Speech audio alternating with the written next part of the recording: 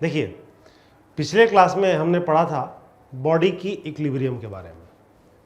उसके पहले पढ़ा था हमने टाइप्स ऑफ कॉमन फोर्स।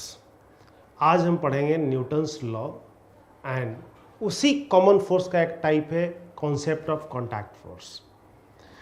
पहले तो हमें ये जानना है Newton's law of motion, first, second and third law के बारे में। मैं आपको ब्रीफ नहीं, बस थोड़ा सा first, second and third law बता देता हूँ कि है क्या। डिटेल में फिर इस पर आगे न्यूमेरिकल्स में एप्लीकेशन देखेंगे। Newton first law of motion क्या है, इसको आप सिंपल समझें कि कोई भी बॉडी अपने स्टेट ऑफ मोशन को मेंटेन रखना चाहती है until and unless in the absence of any external force.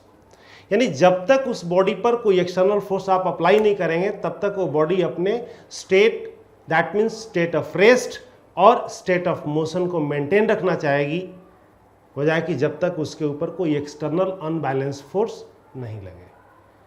और इसी प्रॉपर्टी को बोलते हैं प्रॉपर्टी ऑफ इनर्शिया। बॉडी की प्रॉपर्टी जिसके कारण बॉडी अपने स्टेट को मेंटेन रखना चाहती है, this property is called property of inertia. That means अगर हम कहें कि अगर किसी बॉडी को डिस्प्लेस करना है, बॉडी रेस्ट पर है, तो हमें उस पर फोर्स लगाना पड़ेगा। और अगर बॉडी मोशन में है और उसको रोकना है तो हमें फोर्स लगाना पड़ेगा, लेकिन यहां पर पुल करना पड़ेगा उसको। तो जैसा कि मैंने आपको बताया था फोर्स का डेफिनेशन कि पुश और पुल यही है फोर्स जो कि बॉडी के मोमेंटम को चेंज कर दे। अब इस जगह पर हमारे पास फर्स्ट लॉ ऑफ मोशन मिल गया कि जब तक बॉडी पर कोई एक्सटर्नल अनबैलेंस फोर्स नहीं लगाया जाए तब तक बॉडी अपने स्टेट को मेंटेन रखना चाहती है। अब आते हैं सेकेंड लॉ के ऊपर। सेकेंड लॉ ये कहता है कि rate of change in linear momentum of body is directly proportional to applied unbalanced force on it. That means अगर मैथमेटिकली देखें इसको और थोड़ा सा लॉजिकली सोचो कि एक बॉडी कांस्टेंट वेलोसिटी से चल रही है, that means linear momentum constant है इसका। हम एक्सटर्नल अनबैलेंस फोर्स लगाएंगे तो क्या होगा, उसकी वेलोसिटी चेंज होगी।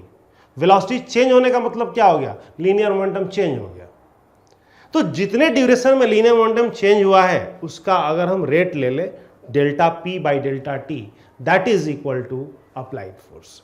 तो इसको मैथमेटिकली अगर हम देखें इसको तो हम कह सकते हैं कि लीनियर मोमेंटम क्या है, this is mass into velocity, this is linear momentum. अब अगर हम देखें कि फाइनल लीनियर मोमेंटम अगर लिखें तो लिख सकते हैं m into V final, and initial linear momentum लिखना चाहें तो लिखेंगे m into V initial. That is change in linear momentum कितना होगा, this is equal to m V F minus V I, this is equal to m into delta V.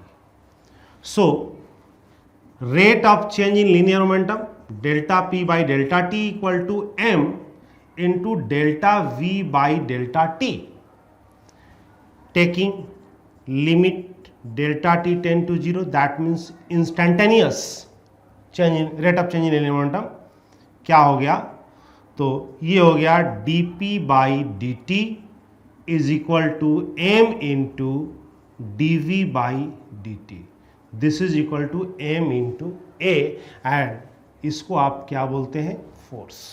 So force is equal to mass into acceleration. यहां पर हम scalar form में लिख रहे हैं। अगर हम इसी को वेक्टर फॉर्म में लिखें, या यहां तो एक फोर्स के लिए लिख रहे हैं, अगर बहुत सारे फोर्स बॉडी पर एक्ट कर रहे हो, सपोज अगर मान लो ये एक बॉडी है और इस बॉडी पर बहुत सारे फोर्स लग रहे हैं, इधर भी, इस डायरेक्शन में, इस डायरेक्शन में, हर डायरेक्शन में फोर्स लग रहे हैं। This is F1, F2, F3, F4, F5, F6। तो हम यहां पर क्या लिखेंगे, sum of all the forces equal to mass into resultant acceleration. That means अगर हम यहां पर लिखें sum of all the force along x direction equal to mass into acceleration along x direction and इसी को लिखें sum of all the force in y direction equal to mass of acceleration along y direction। तो इस तरीके से हम इसको represent कर सकते हैं और इस तरीके से लिख सकते हैं। अगर यहाँ पर स्केलर फॉर्म में लिखना चाहें तो फिर स्केलर फॉर्म भी लिख सकते हैं इसका। यहां से वेक्टर फॉर्म हटा दीजिए तो ये क्या हो गया, कंपोनेंट। यहां पर क्या है, हमने पहले वेक्टर फॉर्म में लिखा था, अब हम कंपोनेंट में लिखना चाह रहे हैं कि सारे फोर्स का एक्स कंपोनेंट ऐड कर दो तो मास इंटू एक्स आ जाएगा, सारे फोर्स का वाई कंपोनेंट ऐड कर दो तो मास इंटू ए वाई आ जाएगा। तो इस तरीके से मेरा अपना टारगेट ये है कि जितने फोर्स हैं उनके सब का एक्स कंपोनेंट निकाल लें और mass into acceleration along X component लिख दें according to Newton second law. सारे फोर्स का वाई कंपोनेंट निकाल लें and mass into acceleration along Y direction निकाल सकते हैं। तो इस तरीके से हम क्वेश्चन सॉल्व करेंगे। आगे हम देखेंगे कि क्वेश्चन को कैसे सॉल्व किया जाता है। ये रहा न्यूटन सेकंड लॉ। अब देखें न्यूटन थर्ड लॉ के बारे में। न्यूटन थर्ड लॉ का स्टेटमेंट आपको पता है, आप पढ़ें, 10th क्लास में आपने पढ़ा होगा, 9th क्लास में आपने पढ़ा होगा। Every action have equal and opposite reaction. यानी अगर एक बॉडी दूसरे बॉडी पर एक्शन कर रहा है तो दूसरा बॉडी फर्स्ट बॉडी पर उसी मोमेंट पर रिएक्शन देगा। दैट मीन्स यहां पर कंफ्यूज नहीं होना है कि every action have equal and opposite reaction का मतलब हो गया क्या कि अगर मान लो कि एक बॉडी ए है और ये एक बॉडी बी है, ए ने बी पर फोर्स दिया F on B due to A, हम इसको पढ़ेंगे। साइमल्टेनियसली क्या होगा, बी ने ए पर फोर्स दे दिया, this is force on A due to B, पढ़ेंगे इसको। थर्ड लॉ ये कहता है कि ये दोनों फोर्स का मैग्नीट्यूड सेम है। That means F A B का magnitude is equal to F B A का मैग्नीट्यूड। दोनों का मैग्नीट्यूड सेम है, लेकिन दोनों की डायरेक्शन क्या है, अपोजिट है। That means F A B is equal to minus of F B A. इन्होंने स्टेटमेंट ही बोल दिया था कि every action have equal and opposite reaction. अब यहां पर एक दो कंफ्यूजन आती हैं। बच्चे ये समझते हैं कि एक्शन एंड रिएक्शन फोर्स लग रहा है, मैग्नीट्यूड इक्वल है, डायरेक्शन अपोजिट है, so they can balance together, but ऐसा नहीं है। बैलेंस फोर्स की कॉन्सेप्ट, या हम कह सकते हैं कैंसिलेशन ऑफ फोर्स का कॉन्सेप्ट तभी यूज होता है जब दो इक्वल मैग्नीट्यूड का फोर्स किसी एक बॉडी पर काम करे। तब हम क्या करते हैं कि नेट फोर्स वहां पर कैंसिल हो जाता है, उस जगह पर बॉडी इक्विलिब्रियम आ जाती है। लेकिन अगर इस जगह की बात करें तो इस जगह पर आप देखें कि दोनों फोर्स अपोजिट डायरेक्शन में है, लेकिन दोनों दो बॉडी पर लग रहे हैं, डिफरेंट बॉडी पर। अगर हम बॉडी बी की बात करें तो बॉडी बी पर फोर्स एफ बी ए सिर्फ लग रहा है, और बॉडी ए की बात करें तो सिर्फ एफ ए बी लग रहा है। तो इसलिए यहां पर यह चीज कैंसिलेशन नहीं होगा।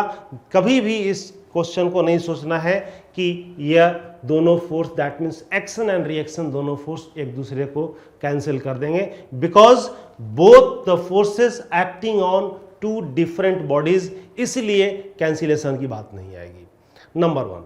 Number two, action and reaction exist करेंगे दोनों बॉडी पर साइमल्टेनियसली। अगर अभी एक्शन हो रहा है तो ऐसा नहीं होगा कि 2-3 घंटे बाद रिएक्शन मिलेगा, नो। एक्शन एंड रिएक्शन दोनों बॉडी पर on the spot at the instant simultaneously exist करते हैं।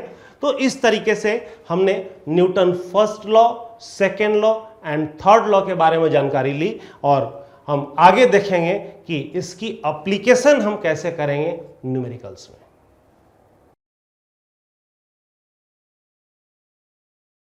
देखिए, अभी हमने Newton first, second and third law के बारे में देखा। अब हम पढ़ेंगे कॉमन फोर्स का एक special content, that is contact force. Contact force होता क्या है? तो force exerted between the body at the moment at where body in contact is called contact force. जैसे मान लो सरफेस पर एक बॉडी रखी हुई है, तो इस मोमेंट पर बॉडी किसके कांटेक्ट में है? सरफेस के कांटेक्ट में है। तो सरफेस अपने परपेंडिकुलर डायरेक्शन में जो फोर्स एक्सर्ट करेगा बॉडी पर, दैट इज कांटेक्ट फोर्स। ये कोई जरूरी नहीं कि बॉडी हमेशा हॉरिजॉन्टल प्लेन पर ही होगा, इंक्लाइन प्लेन पर भी होगा, वर्टिकल प्लेन पर भी होगा, हर जगह। दैट मीन्स बॉडी के ऊपर सरफेस परपेंडिकुलर डायरेक्शन में जो फोर्स एक्सर्ट करेगा उसी को बोलेंगे कांटेक्ट फोर्स। कांटेक्ट फोर्स हमेशा बॉडी के कांटेक्ट में होने की वजह से होता है। कांटेक्ट फोर्स 3 तरीके के होंगे। दैट मीन्स एक नॉर्मल कांटेक्ट फोर्स, एक फ्रिक्शनल कांटेक्ट फोर्स और एक होता है बॉडी कांटेक्ट फोर्स। अब देखिए दोनों को हम कैसे, फ्रिक्शन के बारे में तो हम आगे जानेंगे, एक इसका सेपरेट चैप्टर है, बट अभी हम सिर्फ जानेंगे कि normal contact force and body contact force को कैसे रिप्रेजेंट करते हैं। देखें, मान लीजिए ये एक हॉरिजॉन्टल सरफेस है, इस हॉरिजॉन्टल सरफेस पर एक बॉडी रखी हुई है, बॉडी का मास m है। अभी क्या होगा, अभी आपने देखा न्यूटन थर्ड लॉ के अकॉर्डिंग कि एक्शन एंड रिएक्शन साइमल्टेनियसली होगा। इस बॉडी का वेट इस सरफेस पर क्या दे रहा है? एक्शन। साइमल्टेनियसली सरफेस इस बॉडी को क्या दे देगा? Reaction, and that reaction is called normal reaction. अब देखें इसको कि यहां पर वेट जो होगा दिस इज mg, ये हो गया एक्शन सरफेस के लिए, सरफेस रिएक्शन दे दिया इस बॉडी के ऊपर, दिस इज नॉर्मल रिएक्शन। यहां पर देखिए नॉर्मल रिएक्शन सरफेस के क्या है? परपेंडिकुलर है। सेकेंड केस, अगर हम देखें इंक्लाइन प्लेन पर, ये इंक्लाइन प्लेन है जिसकी इंक्लिनेशन थीटा दी हुई है, यहां पर बॉडी रखा हुआ है m। अब इस जगह देखें आप, बॉडी का वेट दैट मीन्स mg इस डायरेक्शन में लग रहा है नीचे की तरफ, और ये इस टाइम जो इंक्लाइन प्लेन है उसके कांटेक्ट में बॉडी है, तो इंक्लाइन प्लेन अपने परपेंडिकुलर डायरेक्शन में इस बॉडी के ऊपर कांटेक्ट फोर्स दे देगा। This is normal reaction n। अब हम नॉर्मल रिएक्शन को कैसे फाइंड करेंगे? तो नॉर्मल रिएक्शन को बैलेंस करने वाला कौन सा फोर्स का कंपोनेंट होगा, वही नॉर्मल रिएक्शन के इक्वल हो जाएगा। देखिए यहां पर वेट के 2 कंपोनेंट आएंगे, एक वेट का कंपोनेंट इस नॉर्मल रिएक्शन के परपेंडिकुलर होगा इस डायरेक्शन में, और एक प्लेन के पैरेलल होगा, एक प्लेन के परपेंडिकुलर, एक प्लेन के पैरेलल। सबसे पहले इसको रिजॉल्व करना पड़ेगा, उसके लिए एंगल चाहिए हमें। थीटा ये एंगल दे रखा है, ये 90, ये एंगल हो गया 90 माइनस थीटा, तो ये हो जाएगा हमारा थीटा। mg का इस साइड कंपोनेंट हो गया mg cos theta, incline plane के पैरेलल कंपोनेंट हो गया mg sin थीटा। अभी देखिए हम जितने पढ़ रहे हैं सारा का सारा स्मूथ सरफेस पढ़ रहे हैं, दैट मीन्स फ्रिक्शनलेस सरफेस, कोई भी हिंड्रेंस नहीं है इस जगह पर बॉडी पर, इन फोर्स के अलावे बाकी मोशन को अपोज करने वाला कोई भी इस जगह पर हिंड्रेंस नहीं है। अब देखिए इस जगह पर नॉर्मल कांटेक्ट फोर्स को बैलेंस करने वाला फोर्स कितना आ गया? mg cos theta. यहां पर mg sin theta unbalance force है जो बॉडी पर एक्ट कर रहा है और इस बॉडी को इंक्लाइन प्लेन के parallel down to the incline pull करेगा, और इसी के कारण बॉडी में एक्सेलरेशन होगी। यहां पर पुल करने वाला कोई फोर्स नहीं था, इसलिए यहां पर बॉडी इक्विलिब्रियम में है, लेकिन यहां बॉडी इक्विलिब्रियम में नहीं हो सकती, because mg sin theta unbalance force है जो बॉडी को नीचे की तरफ लाने की कोशिश करेगा। अब तीसरा अगर देखें, अगर मान लीजिए वर्टिकल वॉल है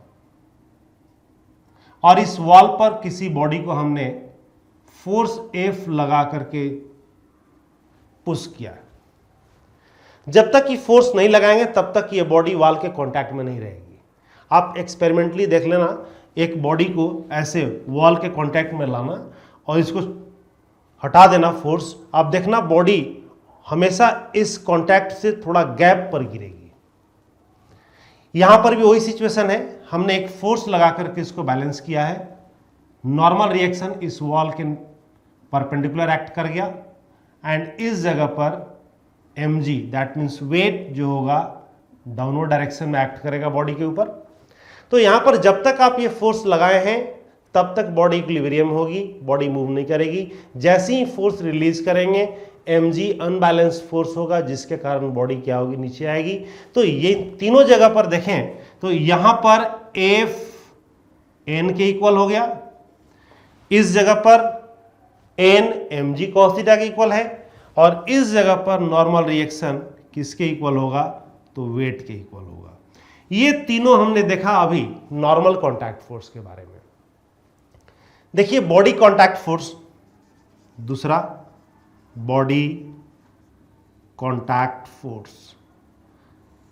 वैसे हालांकि यहां पर सरफेस के साथ बॉडी कॉन्टैक्ट में है तो इसका नाम नॉर्मल कॉन्टैक्ट फोर्स है। अब बॉडी टू बॉडी अगर दो बॉडी आपस में कॉन्टैक्ट में होंगी उन पर भी फोर्स एक्ट करेगा, that is body contact force. Example देखें, मान लीजिए कि इस फ्रिक्शनलेस सरफेस पर हमने एक बॉडी रखा जिसका मास m है, कैपिटल M, एक दूसरा बॉडी m मास का रखा इस जगह पर। या तो साइड बाय साइड कांटेक्ट में होगा या तो एक के ऊपर दूसरा होगा। कांटेक्ट बॉडी के बीच में ऐसे बन सकता है, साइड बाय साइड कांटेक्ट या ओवरलैपिंग कांटेक्ट। यहां पर आप देखें क्या होगा कि अगर हम इस जगह फोर्स लगा रहे हैं F, फ्रिक्शनलेस सरफेस है, तो बॉडी क्या होगी, मूव करेगी। दैट मीन्स दोनों सिस्टम मूव करेगा साथ साथ, यानी कि दोनों की एक्सीलरेशन क्या होगी, साथ साथ होगी। अब यहां पर देखें हमने फोर्स लगाया F किस मास पर, स्मॉल मास पर। ये मास इस मास को क्या करेगा, पुश करेगा, दैट मीन्स कैपिटल M को। तो स्मॉल m कैपिटल M को जिस फोर्स से पुश करेगा आगे चलने के लिए, उस फोर्स को हम बोलते हैं body contact force, this is Fc। Simultaneously ये मास भी इसको ये रिएक्शन दे देगा वापिस, दिस इज Fc। तो यहां पर बॉडी कॉन्टैक्ट फोर्स अगर देखें, फ्री बॉडी डायग्राम बनाकर देखें, m का अगर फ्री बॉडी डायग्राम देखा जाए, m मास का फ्री बॉडी डायग्राम, तो m पर कितने फोर्स है, एक तो हो गया वेट mg, दूसरा फोर्स हो गया इस पर नॉर्मल रिएक्शन n1, तीसरा ये अप्लाइड फोर्स जो है इस डायरेक्शन में है। यानी कि हमेशा हम क्या करेंगे, बॉडी के ऊपर जो फोर्स एग्जर्ट करेगा उसको डाइवर्जिंग फ्रेम में लेंगे हम, और यहां पर इस बॉडी पर देखिए ये मास m भी अपोजिट डायरेक्शन में एक फोर्स दे दिया, दिस इज कॉन्टैक्ट फोर्स। तो इस तरीके से हम फ्री बॉडी डायग्राम को रिप्रेजेंट करेंगे। दूसरा, अगर मास m का देखा जाए free body diagram capital M का, तो कैपिटल M पर देखें कि सिर्फ ये कॉन्टैक्ट फोर्स है जो इस डायरेक्शन में एक्ट कर रहा है, बाकी इसका वेट हो गया capital mg and normal reaction n2। अब देखो वर्टिकल डायरेक्शन में बॉडी की मोशन नहीं हो रही है, इन दोनों में मोशन हो रही है हॉरिजॉन्टल के अलॉन्ग। यानी कि अगर पूरा का पूरा सिस्टम इस डायरेक्शन में चलेगा एक्सीलरेशन a से, तो इस बॉडी की भी एक्सीलरेशन a होगी एंड इस बॉडी की भी एक्सीलरेशन a होगी।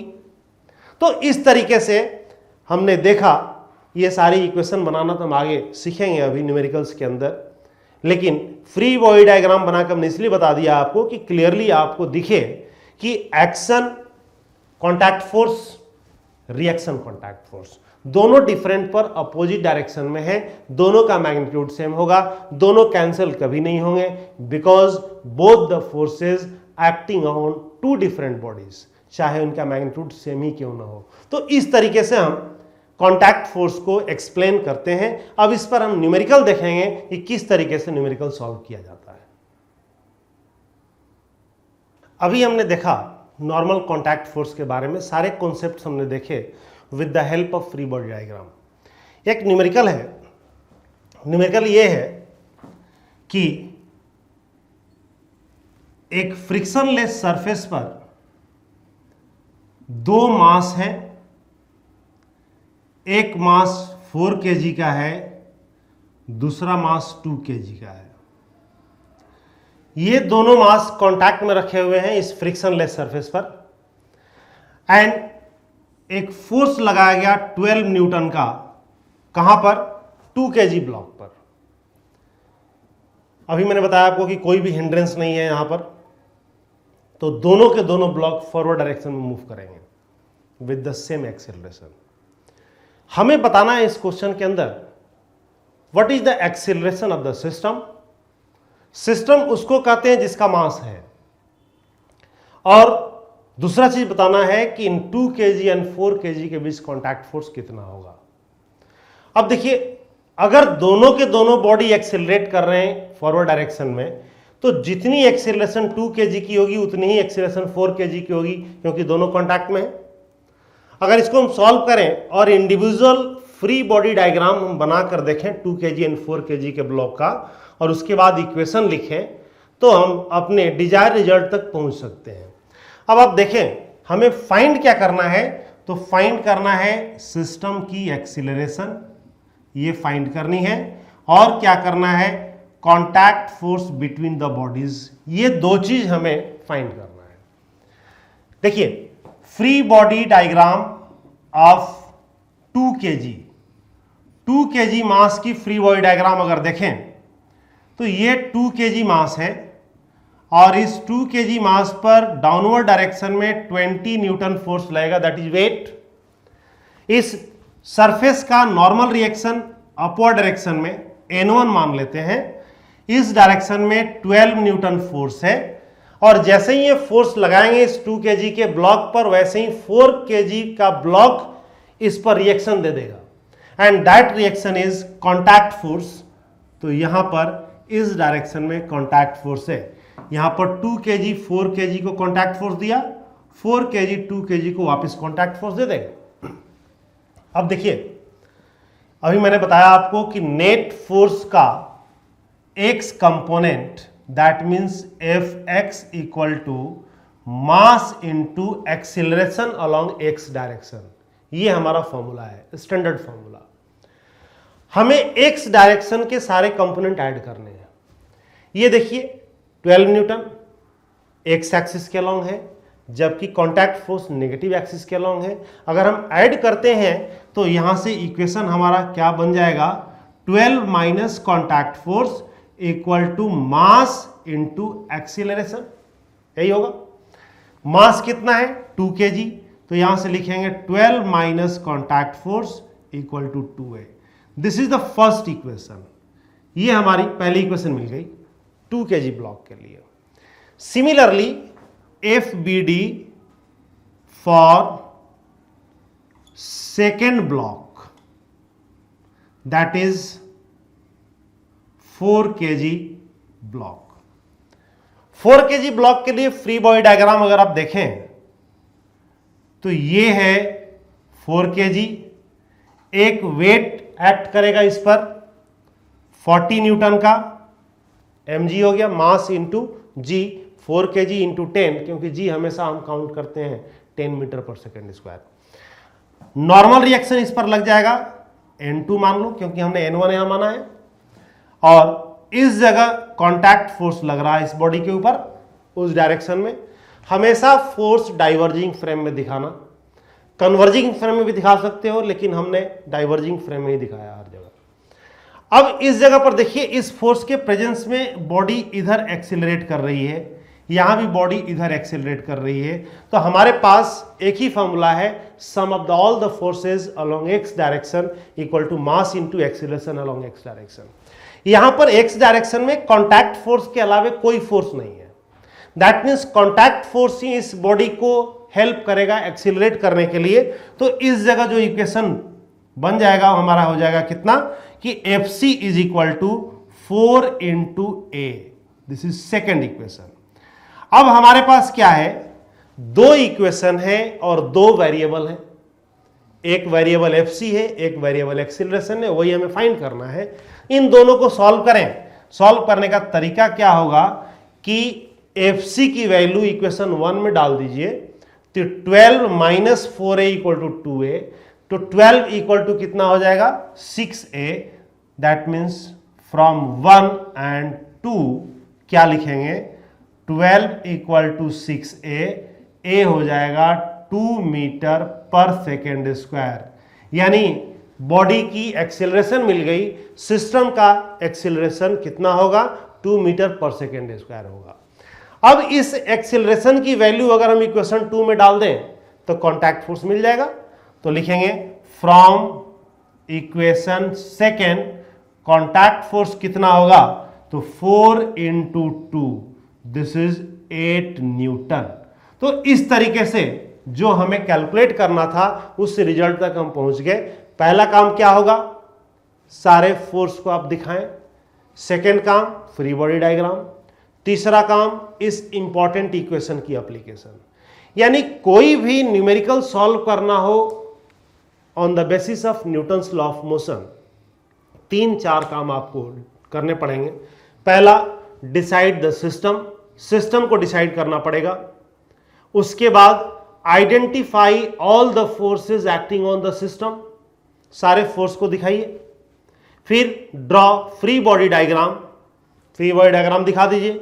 And last, apply Newton second law of motion, that means sum of the all the forces along direction of motion of body equal to mass into acceleration of body in that direction।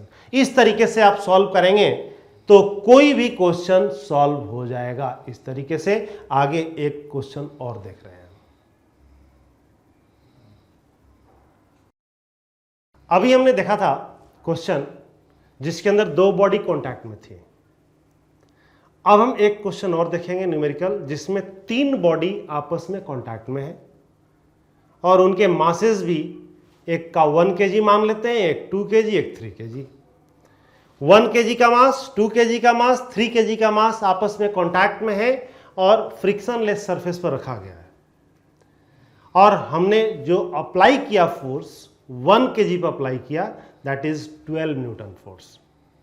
हम कह सकते हैं कि 3 masses of mass 1 kg, 2 kg and 3 kg are put in contact on frictionless surface and a force of 12 Newton is applied on 1 kg mass. Find the acceleration of system and contact force between 1 kg, 2 kg as well as 2 kg and 3 kg block. हमें ये चीज़ find करना है। देखिए कैसे करेंगे इस पर काम। हमने इस फ्रिक्शनलेस सरफेस पर 3 ब्लॉक रखे हैं। एक 3 kg मास का ब्लॉक है, एक 2 kg मास का ब्लॉक है और एक 1 kg मास का ब्लॉक है।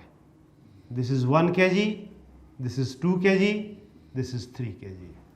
सरफेस कैसा है आपका, स्मूथ सरफेस है, दैट इज फ्रिक्शनलेस सरफेस है। And a force of 12 Newton is applied on 1 kg mass. Find क्या करना है, यहां भी आप लिख लीजिए। फाइंड करना है फर्स्ट सिस्टम की acceleration, second contact force between 1 and 2 and third contact force between 2 and 3। ये 3 अननोन डेटा हमें फाइंड करना है। काम कैसे करें, वही चीज अगेन स्टेप बाय स्टेप अगर आप यूज करें लॉ को। पहला हमने कहा था डिसाइड द सिस्टम। सिस्टम में 1 kg, 2 kg, 3 kg, ये 3 सिस्टम हो गए। दूसरा हमने कहा था identify the force acting on the system. 1 kg पर एक 12 न्यूटन फोर्स है, एक नॉर्मल होगा, एक वेट होगा और एक इसका कॉन्टैक्ट फोर्स होगा। 2 kg ब्लॉक पर एक इसका कॉन्टैक्ट, एक इसका कॉन्टैक्ट, एक नॉर्मल, एक वेट। 3 kg ब्लॉक पर एक वेट, एक नॉर्मल और एक इसका कॉन्टैक्ट का रिएक्शन। इस तरीके से हमने आइडेंटिफाई कर लिया सारे फोर्स को। तीसरा काम क्या है, draw free body diagram of the each individual block. तो फ्री बॉडी डायग्राम अगर बनाएं, देखें free body diagram of 1 kg। देखो बहुत सिंपल है ये। 1 kg एक फोर्स आपका 10 न्यूटन हो गया, एक नॉर्मल रिएक्शन हो गया, एक 12 न्यूटन हो गया और इस डायरेक्शन में F12 हो गया। सिस्टम इस डायरेक्शन में चलेगा क्योंकि फोर्स आपने इस डायरेक्शन में लगाया है, तो सिस्टम को इस डायरेक्शन में चलना है और सबकी एक्सेलरेशन सेम होगी। अब हमने लास्ट जो एप्लीकेशन करना था, sum of all the forces in x direction equal to mass into acceleration in x direction. तो हम लिखेंगे क्या, एक्स डायरेक्शन में ये 12 न्यूटन फोर्स है, नेगेटिव एक्स डायरेक्शन में F12 है, तो अगर सम करें तो 12 minus F12 equal to 1 into A. पहली इक्वेशन बन गई हमारे पास। 2 kg ब्लॉक के लिए FBD अगर देखा जाए, FBD ऑफ 2 kg ब्लॉक, यहां पर 2 kg ब्लॉक हमने ले लिया, नीचे फोर्स लग गया 20 न्यूटन, इधर नॉर्मल रिएक्शन हो गया N2। इस डायरेक्शन में क्या होगा, तो जो 2 kg 1 kg पर फोर्स लगाया था वही 1 kg रिएक्शन दे देगा इसको वापस, उतना ही मैग्नीट्यूड का। This is F12।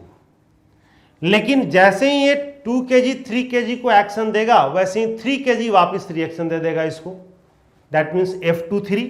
तो अपोजिट डायरेक्शन में कितना फोर्स हो गया, F23। This is the reaction या contact force between 2 kg and 3 kg block. This is the contact force between 1 kg and 2 kg block.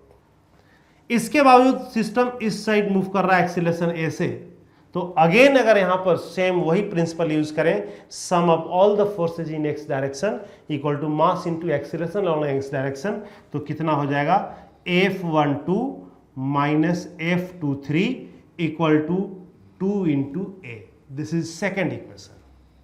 Now अब हमारे पास लास्ट FBD बन गया, FBD ऑफ 3 kg। कैसे बनाएंगे, सिंपल। आप देखिए हमेशा फ्री बॉडी डायग्राम में आपको कभी कोई परेशानी नहीं होना चाहिए ड्रॉ करने में।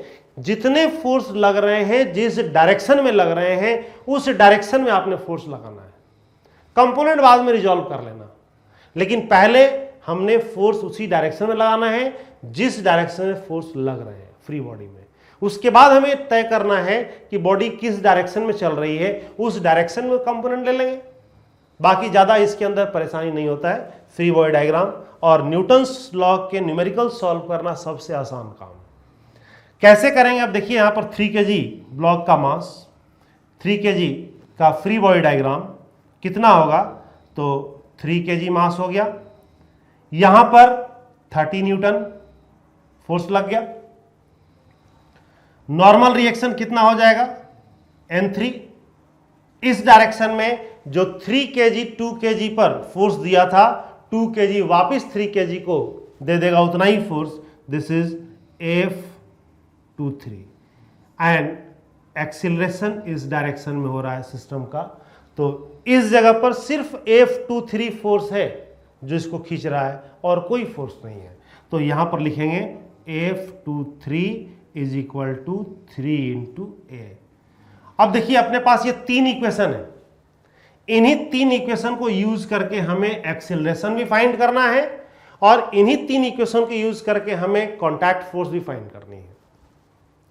अगर हम इन तीनों को ऐड कर दें, F23 से कैंसिल हो जाएगा, F12 से कैंसिल हो जाएगा, बचेगा क्या, 12 is equal to 3 plus 2 plus 1, that means 12 equal to 6a।